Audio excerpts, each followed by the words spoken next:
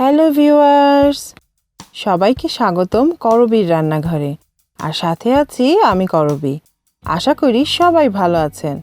আজকে আমি বানস বানাবো, তবে এমনি তো আর বানস খেতে ভালো লাগবে না, তাই টুইস্ট হিসাবে দিয়ে দিচ্ছি চিকেন কাবাব। আশা করি আপনাদের কাছে খুবই ভালো লাগবে। আর এখনও যারা আমার চ্যানেলটি সাবস্ক্রাইব করেননি, নতুন নতুন ও সহজ সব রেসিপি পেতে আজই সাবস্ক্রাইব করে নিন।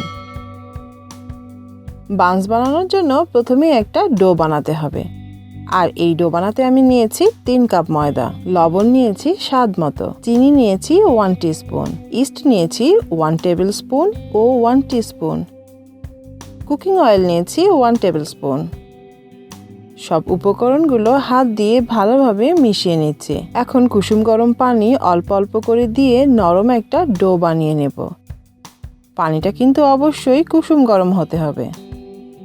ঠিক এরকম নরম একটা ডো আমি তৈরি করেছি। এখন উপরে সামান্য একটু তেল দিয়ে ভালোভাবে মেখে ঢেকে রেখে দেব 1 ঘন্টার জন্য। আজকে আমি নিয়েছি চিকেন কিমা। আপনারা চাইলে গরু অথবা খাসির কিমাও এখানে ব্যবহার করতে পারেন। আরও নিয়েছি স্প্রিং অনিয়ন কুচি করে কেটে,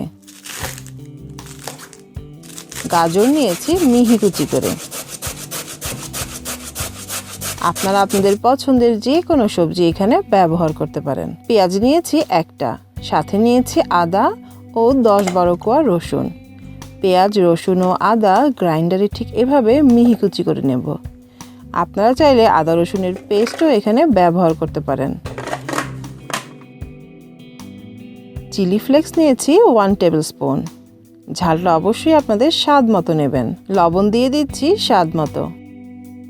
গোলমরিচের গুঁড়া নিয়েছি 1 টিস্পুন, ভাজা জিরার গুঁড়া নিয়েছি 1 টিস্পুন, টমেটো কেচাপ নিয়েছি 1 টেবিল স্পুন, ব্রেড ক্রাম্ব নিয়েছি আধা কাপ। এখন চিকেন কিমার সাথে সব কিছু একসঙ্গে ভালোভাবে মাখিয়ে নিচ্ছি।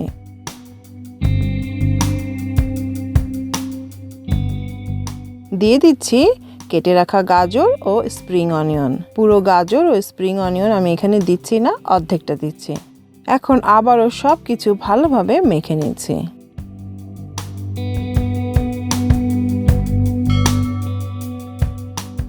ভালোভাবে মেখে একে একে সব কাবাবগুলো বানিয়ে নিচ্ছি।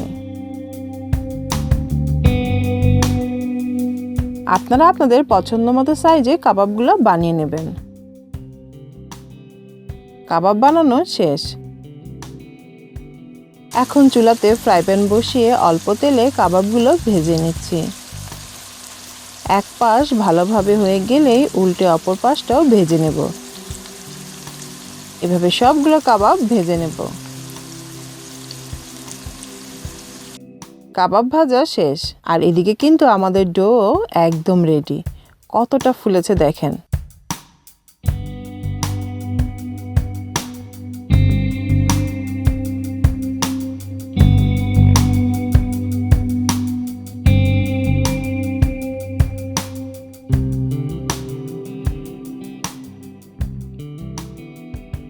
এখন ডোটা আরও একটু মথে যে সাইজের বানস বানাবো সেই সাইজে কেটে নিচ্ছি।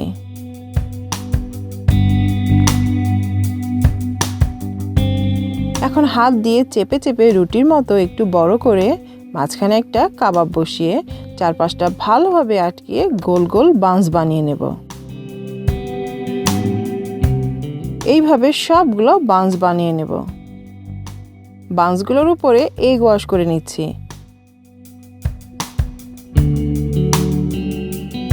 আরও একটু সুন্দর দেখানোর জন্য দিয়ে দিচ্ছি সাদা তিল।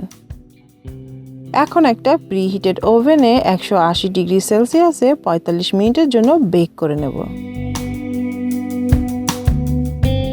ফিরে এলাম 45 মিনিট পরে। বানসগুলো কিন্তু একদম রেডি। বানসগুলো দেখতে কত সুন্দর হয়েছে, তাই না?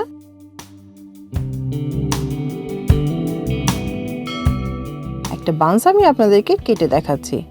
ভেতরটা দেখেন, দেখতে যেমন সুন্দর হয়েছে, খেতেও কিন্তু হয়েছে খুবই মজার। বাচ্চাদের টিফিনে, বিকেলের নাস্তায়, কোনো উপলক্ষে অথবা উপলক্ষ ছাড়াই উপভোগ করতে পারেন প্রিয়জনদের সাথে। আশা করি আপনারাও বানাবেন। আর ঘরে চিকেন বানস বানালে ছবি শেয়ার করতে পারেন আমার ফেসবুক পেজে। এছাড়াও যে কোনো রেসিপি শেয়ার করতে পারেন আমার রান্নাঘর গ্রুপে। লাইক, শেয়ার ও কমেন্ট করে আর আমার চ্যানেলটি সাবস্ক্রাইব করে আমাকে সাপোর্ট করার বিনীত অনুরোধ রেখে আজকের মতো বিদায় নিচ্ছি। আবারও দেখা হবে নতুন কোনো রেসিপি নিয়ে। আশা করি সবাই ভালো থাকবেন আর ভিডিওটি দেখার জন্য সবাইকে অসংখ্য ধন্যবাদ।